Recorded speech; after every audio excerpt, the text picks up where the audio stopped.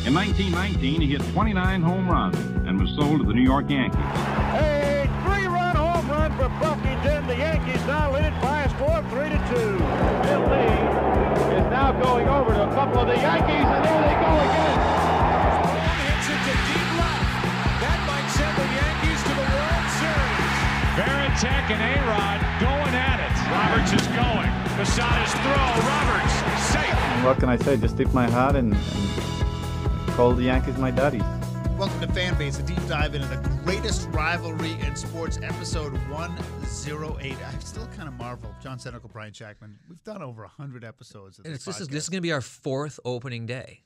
Can you believe that? I can't. Is That's that great. true? Yeah, because we started during the pandemic, right? And they actually had an opening day, like when it was like August or something like that, or July, end of July. 2021, 2022, 2023.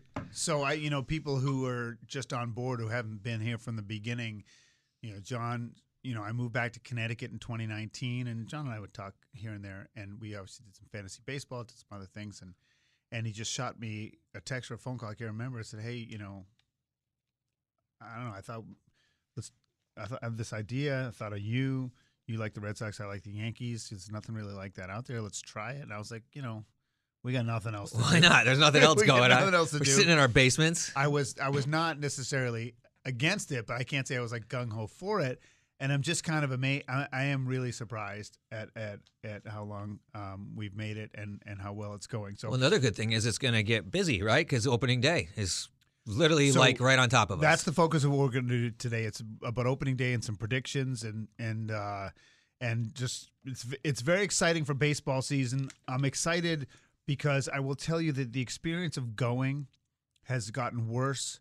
And it's not just when the Red Sox, because the Red Sox are bad, even when they're good, the experience of going to Fenway has gotten progressively less fun. You park farther and farther away every year. No, it's just, and maybe it's my age, like I'm not like, hey, let's go. Are you going to opening day? Of course, I've gone every year for the last, I think 17 with my wife. Yeah.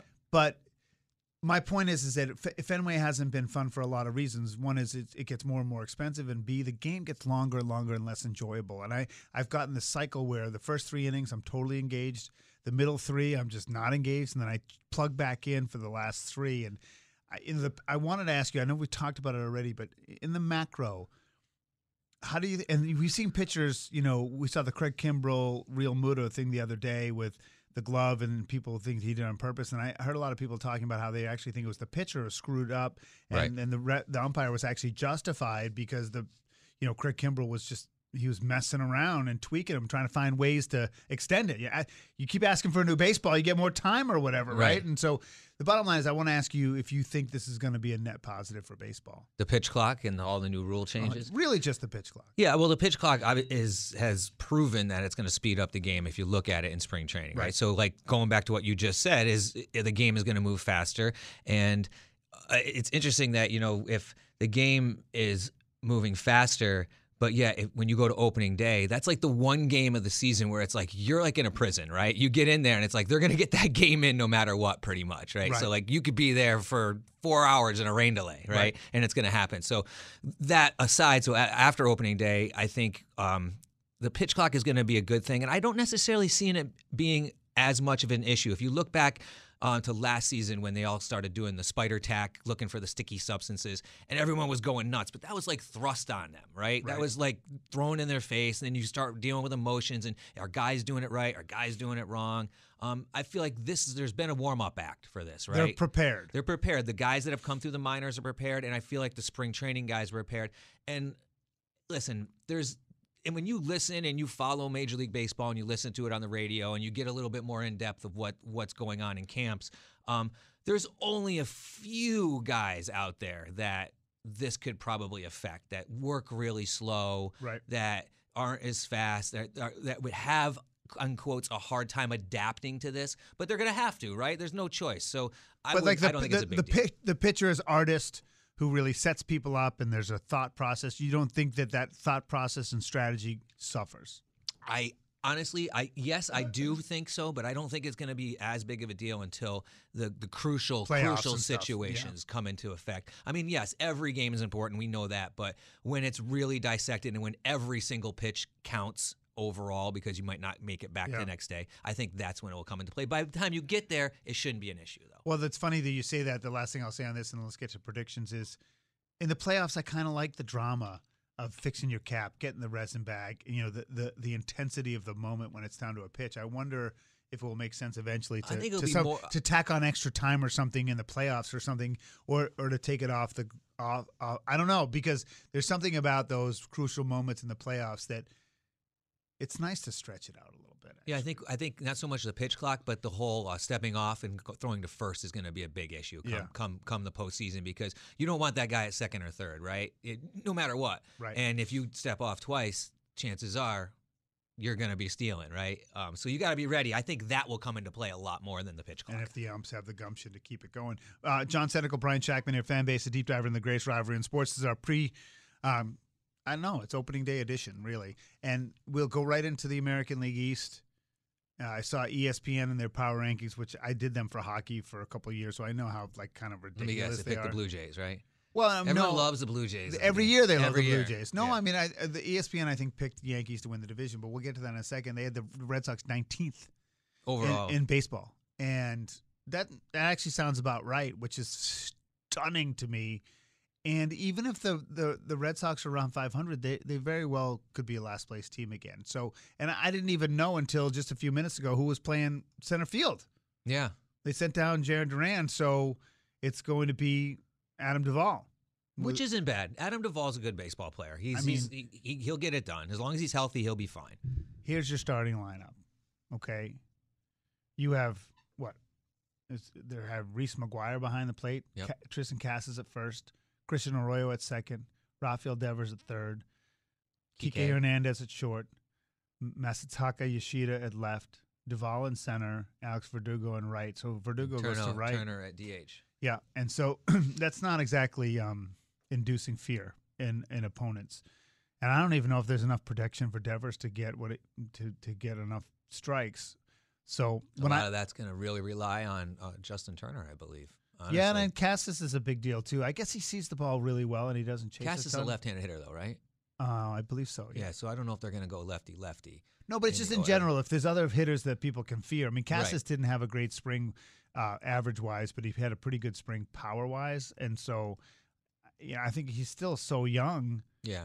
He's Devers is going to produce, you know that. Yoshida, I would say, probably is going to be your Ichiro 2.0. Probably will be your Rookie of the Year, most likely. Right, and he had such a good World Baseball Classic that I think his confidence is super high, and I think Boston will embrace him. So, but I think ultimately they could win 82 games, which is to me the high water mark, and still finish in last because Baltimore. They won last year 86? No, 84, 78. Yeah, they were below 8. They were below the Mason-Dixon line, but for sure. And no, it's true. And I'll just get you the numbers here, really quick in terms of they won 78 games, and the Yankees won 99. So, in your opinion, I mean, again, ESPN picked the Yankees. I mean, is that you? I mean, I would say I'm waiting for Toronto to wake up. I know they're always the sexy pick, but it's hard to supplant the Yankees until they actually get it done. Yeah, I would have to say that the Yankees are the favorite. I'm going to say exactly what I'm going to go with you. That would exactly what I would say. Every year I feel like Toronto's a sexy pick, and then everyone's like, well, you can't count Tampa out. I feel like this year Baltimore's pitching depth, it just still scares me, and you really have to make sure that those young guys all click, right? It's a young team, which it can happen when you're not really, quote, playing for nothing, right? But I worry about the pitching. If they get John Means back, maybe they're a little bit better. I just worry about the pitching, much like I worry about the Yankees pitching. Depth in pitching is huge. We know that it wins. You need length. Look at Team USA. The players don't go over the second inning. You need length. You need starters.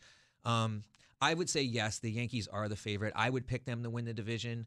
But going back to the pitching, I'm very scared that right now we literally only have 2 healthy starters when you think about it that are quality starters, and I'll go even further to say we only have 1 healthy super qualified starter, and that would be Garrett Cole, because he's the only one in that rotation right now that has perennially been a quality starter over the years. It seems like the Yankees either start really amazing or really terrible. They never start off 500. I mean, they either have a lot to protect or they have to make up a lot of ground. So that basically brings us to the whole league. I mean, most people are picking Cleveland to win the Central, And even though Seattle's better, most people are picking Houston to win the West again. And the question is whether, Houston has stepped back a little bit or enough to have an opening. And I think that they're probably more vulnerable than they were in last year. So, I mean, I think the AL East is going to produce your World Series team. The question is who? Do you see the Yankees as a World Series team? If everything pans out, yes. Well, that's true for everybody. But you need, like I said, you need to be healthy. But right now, no, I don't. If you threw that lineup that they're going to throw out there on opening day, you don't think they can beat Houston? No. If you throw up that lineup with your projected 5 starters, right? I don't think so. Because listen, Houston lost Justin Verlander, right? But they also have probably the next top 2 out of 10 starters in the league. Christian Javier could win the Cy Young. He's getting better. And getting better. And Framber Valdez, we all know what he can do. And listen, you lost Yuri Gurriel, but you replaced him with an MVP and Jose Abreu. Now, Jose Abreu's older because he's a Cuban and he played for a while, right? But he's still a good player. So I don't really see Houston got worse. Now, Did the Yankees get better? Not really, because right now Carlos Rodon is hurt. And that's really, if you think about it, other than Anthony Volpe, which we could talk about in a second, is the only real addition to the Yankees. Yeah. When you think about it. So there's 2 things I want to talk about. One of them is Volpe. Is it Volpe or Volpe? It's Volpe. I always butcher it, but yeah, it is Volpe. So the first question is Aaron Judge. It's hard to think that he could match last year. What do you think is going to happen? Well, I look at it this way. So you're not going to hit 63 home runs. Well, you don't know that. But the odds are severely stacked against you. Yeah. I mean, the projection, I would say he's going to hit 40. Again, Aaron Judge, it all comes down to him staying healthy. But again, he has to be in that lineup because he's going to be bouncing all over the place at least for the first month of the season. He might start the first game in center field for the Yankees. So yes, Aaron Judge can live up to all the hype. We know it. Aaron Judge is a freak of nature. He's a 6'8" guy who plays like he's 6 foot. And I think, having Anthony Volpe make the Yankees starting lineup, I think the combination of him making the starting lineup takes a little bit of focus off of Judge, but at the same time they complement each other, right? Because Judge can sit there and live up to his contract and not be, everyone won't be so critical of Volpe, everyone thinking, oh, this is our savior, this is our guy, we need him to perform, Now, I think Yankee fans in general are going to be very supportive of him, right? I think if he comes out and he bats, 250 over the first month of the season, they're not going to be calling for his head because he's not batting 300. Right. You can remember Aaron Judge, Mike Trout came up and batted 220 and went back down, right? Listen, Dustin Pedroia came up in the late season, and I remember I was working at NBC Connecticut, and Jason Hendry, and he was so into him, and I said, "This guy stinks. He's going to be awful." And he's like, "Just you wait." And he came back the next, and then he tore it up. Mm-hmm. And so Volpe, if people don't know, he's from New Jersey. He turns 22 next month in April, and he's going to be the starting shortstop. And of course, the last time they had somebody that young playing shortstop, he was a Hall of Famer, won a couple World Series in Derek Jeter. And I think it's hard to put that kind of pressure on a kid. And I don't know what kind of pressure he feels, but he goes out there in spring training, and he's essentially kind of like the best hitter on the team. And so he obviously can do it, but you don't know what's going to happen. And I like the move as long as he truly feels like he can struggle and it won't matter. Because one thing about being around baseball, and I obviously I got some exposure to Rico Brogna when he was with the Mets. You have 162 games, but if you go 0 for 4, you start to feel it. And then if you go out the next day and you go 0 for 4 again, it's almost like you're in a crisis. Like the pressure of baseball, even though you have so many at-bats, it doesn't work that way. So we'll set the bar. What was it? I think Jeter, it was like 31 at-bats. He didn't get a hit one year, something like that. He went 0 for 31 Yeah, streak. and that was when they finally booed Derek Jeter. I can't remember what season it was. It was probably like... He was probably 38 years old. Well, I don't think so. I think he was a little bit younger than that. But I distinctly remember that. It was like 31 at-bats, and he went without a hit or something, or 30 at-bats, which is, like you said, you think that's crazy, but that's over the course of what? Like 5 games, right? Basically like a week. And you don't get a hit over a week in Major League Baseball, especially at the beginning of the season. Your average is down to nothing. But I think, yes, Anthony Volpe, listen, he almost kind of fits the whole Derek Jeter story in a way. Like, he's kind of groomed to be a Yankee. He wanted to play for the Yankees. He could have went to Vanderbilt, but he had like this sit-down dinner with this head of Yankee scouting, and they, basically laid out like, you're not going to be a Yankee if you go to Vanderbilt. It's just not going to happen. This is your chance if you want to do it, and they left it up to him to do it. And you think about it, Anthony Volpe only had like a year and a half in the minors. He got drafted in 2019. His 2020 season was a wipeout, and he had 2021. Did you get his signature last year in Hartford? Nothing. One of my son's friends got it. They got Volpe. Yeah. We got Trey Sweeney at Hudson Valley. No Jason Dominguez either. But going back to Volpe, it's like, like I've said it before with Judge, the blueprint's written, right? He's been wearing Yankee stuff his whole life. He's built for it, I guess we'll say. Let's see. Okay, John Senecal, Brian Shackman here, fan base, a deep dive into the greatest rivalry in sports. Let's just go quickly through predictions for all of baseball. So, are you gonna go Yankees, Indians, Astros? I will go Yankees. I don't know about the Indians. I'll go with. I'm gonna go dark horse, and I'll say the White Sox finally live up to the hype. Okay, so and do it. Okay. And then I will say the Astros, but I feel like they are going to have the Mariners so hot on their heels. Like, I don't see them winning by 12 games. Well, that changes the calculus a little bit, because if you have Chicago winning the Central, and then you have 3 wild cards, right? So you have to figure Toronto is going to be 1. And then you figure Seattle will be 2, and then you have some challenge. You tell me Cleveland's going to get shut out from the playoffs after winning 92. You tell me. Well, Tristan McKenzie is hurt, and he's got that lat issue. So I feel like he'll definitely be out at least a month, almost. So 2 who months. are your wild cards? I'm gonna go wild card. I'll say the Seattle Mariners. Okay. And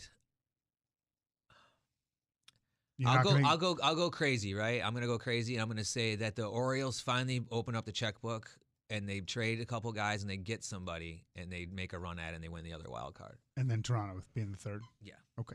That's a bold prediction. That's what we're in the market for. I like it. There's not one part of me that wants to see Toronto in the playoffs. I just don't know why. I just don't like them. It's like the whole hype. You don't like them because every year they're picked to supplant the Yankees. That's understandable. And they have.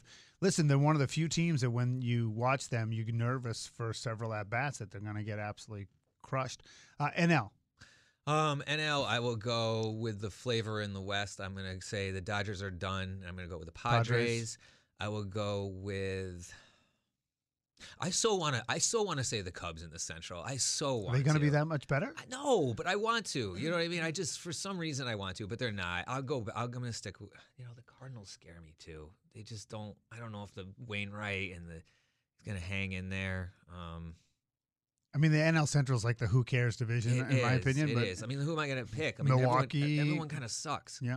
So I'll go with St. Louis by default. I'll go with St. Louis by default, and I'm not gonna go with the Mets. I'm gonna just say they got too many. Just too much going on there. I'm gonna go with the Phillies. Actually, I'm gonna go with the Phillies to win the East, and then I'll go with the Braves as the wild card. And Mets don't make the playoffs? No, I'm gonna go Mets wild card. So that's okay.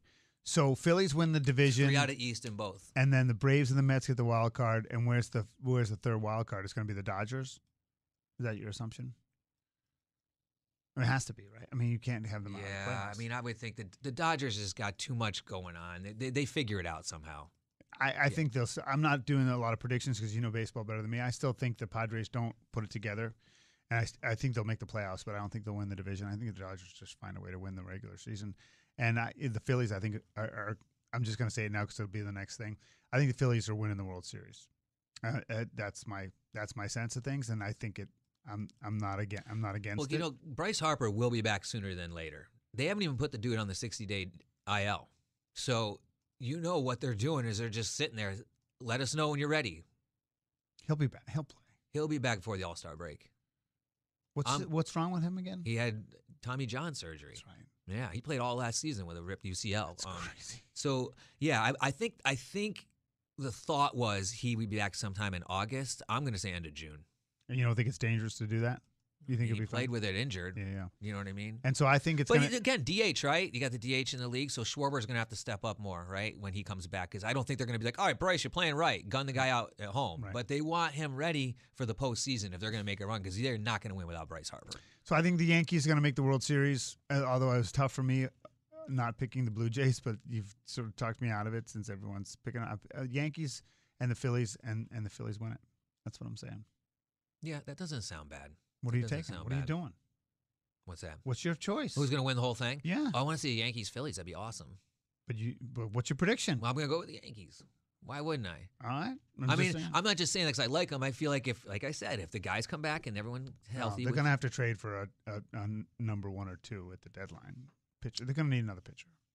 They have to. And maybe, they'll obviously go out and get a bat. They've never hesitated to go out and get a bat. Yeah, I just don't understand how they're going to be able to just juggle and have Donaldson playing. I mean, Aaron Boone said Donaldson's the dark horse. He's trying to talk him up. He's just trying to talk him up. And that's all. It's just But how long are you going to stick with him, right? If he so-called craps the bed and just keeps doing it, I mean, eventually you just got to cut bait on him. Or Cashman's probably dictating the terms here and saying you got to play him until we can move him or whatever. John Senecal, Brian Shackman here, fan base, a deep diver of the greatest rivalry in sports. Last thing, MVP. MVP, I will go with American League J-Rod. Julio Rodriguez out of Seattle, and in the National League, Mr. Pimp My Home Run, Ronald Acuna Jr. Yeah, I don't have anybody in the NL. I just don't know who to pick. So okay, fine. I'll pick Mookie Betts. But in the American League, I think it's going to be Ohtani. I think he's going to be massive. I just don't know if he's going to play enough on offense. I feel like there's going to be more. He's definitely cemented himself as the best player in the world.